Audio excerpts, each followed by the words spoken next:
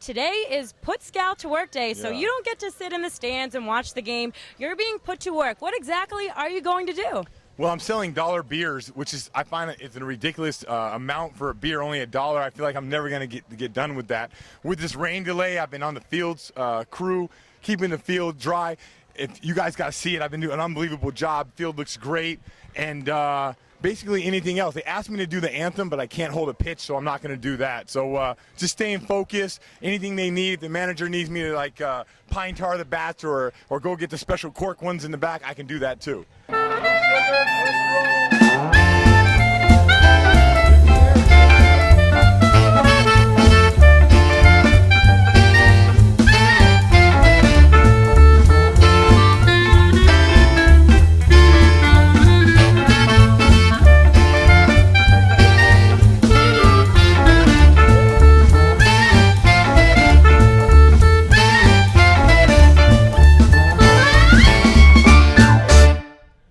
I'm here with Brian Scalabrine, new Golden State Warrior assistant coach. How are you looking forward to work with Mark Jackson and an up-and-coming Golden State team? Well, I think that's the biggest reason why I took the job. You know, Mark has an unbelievable ability to motivate people, and I'm looking forward to doing that. You know, I've played for Doc Rivers, and he's a great motivator. Tom Thibodeau as well, you know, a great strategist.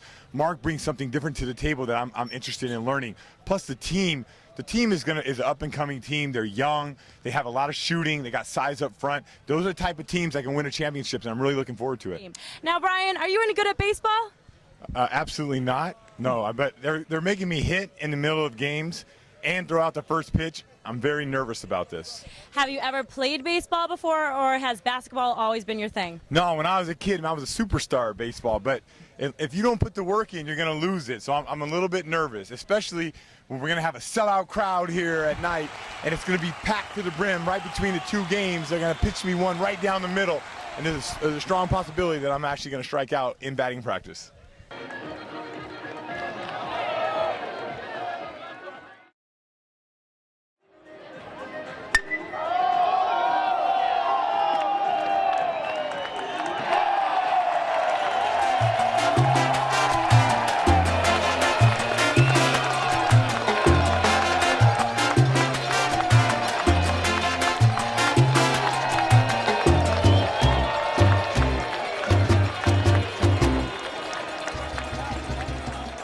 Now, there's a lot going on with the Celtics right now. Danny Ainge taking them in a whole new direction.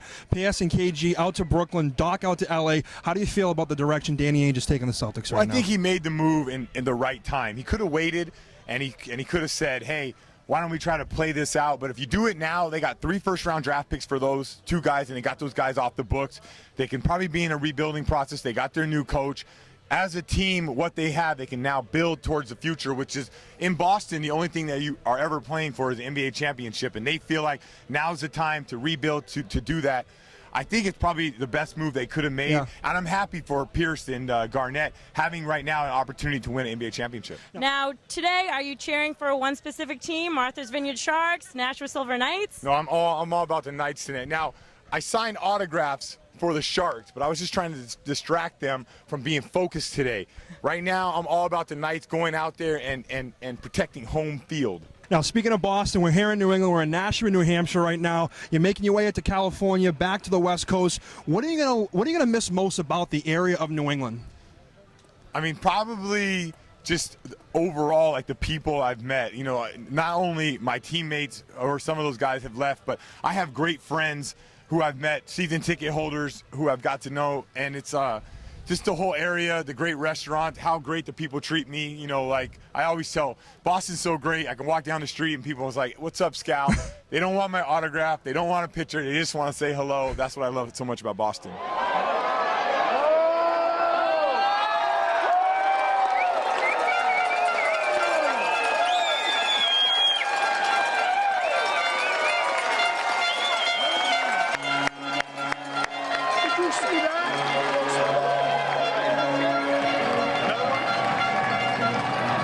And are you going to miss working for New England Comcast Sportsnet? Yeah, you know, Mike Gorman was tremendous in helping me, you know, improve into being a better broadcaster. I looked at my first film to my last, and I improved so much, and I give all the credit to 2 guys.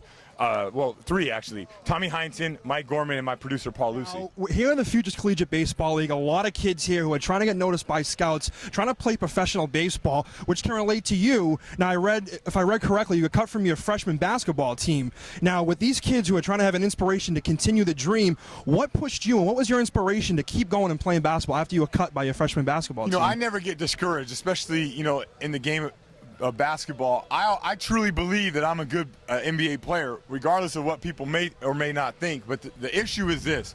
Always have belief that you're going to be fine. Always have belief that you're going to make it. Never get discouraged about what other people say, and you have to put the work in. If you trust yourself and you put the work in, these kids will make it.